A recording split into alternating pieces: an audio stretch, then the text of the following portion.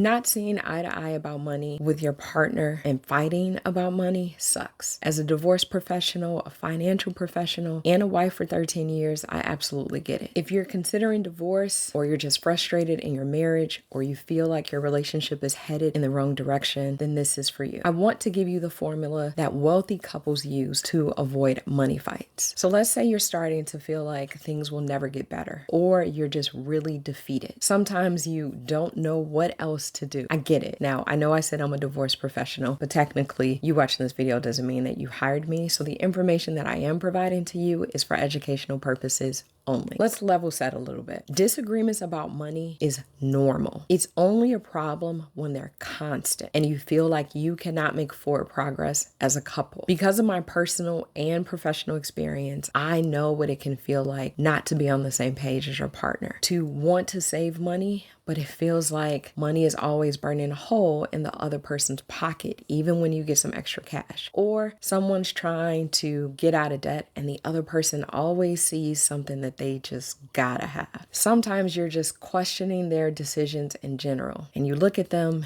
and you think, what the hell were you thinking? While I don't think wealthy people need to be put on a pedestal just because they have more money than us, I do think that there are things that we can learn from their habits or their norms. Do you have to be wealthy in order to do the things that they do? Absolutely not. So there are 3 critical elements that separate wealthy couples from average couples. I think of those elements as an acronym called SET, S-E-T. So think of it as setting yourself up for success. The S stands for strategy, the E stands for expertise, and the T stands for trust. And before you tune out because you thought that there was going to be some magical fairy dust answer, I want you to ask yourself, are you confident, 100% confident that you're using all 3 of those elements in your relationship or in your marriage today? If not, I would just argue that maybe you haven't tried everything and you want to hang out just a little bit longer. So the S is for strategy, and it's because wealthy people take the time to build plans. They're setting goals for their money as a unit. They're reviewing those plans and they're making pivots when it's necessary. And in addition to that, they're really focused on making sure that their money is growing and working as hard as it possibly can. This includes not buying things that they can't afford, probably more importantly, not being afraid to take risks. Now, if you're thinking, Nick, I don't even have enough money to take risks. That's cool. I get it. Then I would ask you, do you at least have enough money to make sure you're paying yourself first? Can you make that a part of your plan, you and your partner? The E is about expertise. So wealthy couples believe in investing in their own knowledge, leaning into their strengths, and relying on the expertise of other people. Not only is this essential, but wealthy couples are very intentional about this. Here's what I mean. I was the spreadsheet nerd in my marriage, so I was in charge of the budget, but the decision making was actually shared. And when we were not sure about what to do, we engaged the help of others who knew more than we did, and we were unashamed about it. And I learned that from working at a private family office for a wealthy family who had multiple generations of wealth. Wealthy people view learning and relying on the expertise that others have as an investment because they know that it will help them execute on the strategy that they put in place. The last element is trust. And this can be a little bit layered, but I want you to think about 2 quick questions. 1, do you trust people that you don't really know? And 2, do you trust people that you don't understand? Now you might be thinking, well, I'm married to this person, or I've been with this person for 10 years, so I know them or I understand them. And maybe you do, but not about all things when it comes to money. In order for wealthy people to build and maintain enough trust in their relationship in order to take risk as a couple, there has to be a high level of transparency. Now, I'm sure you've heard this word before, but that's because it's really important, which is why it keeps coming up again. The reality is that growth in almost any area of your life involves calculated risk, so your money is no different. Transparency builds trust. When you have trust, you're willing to take more risk. When you take more risk, you often see the rewards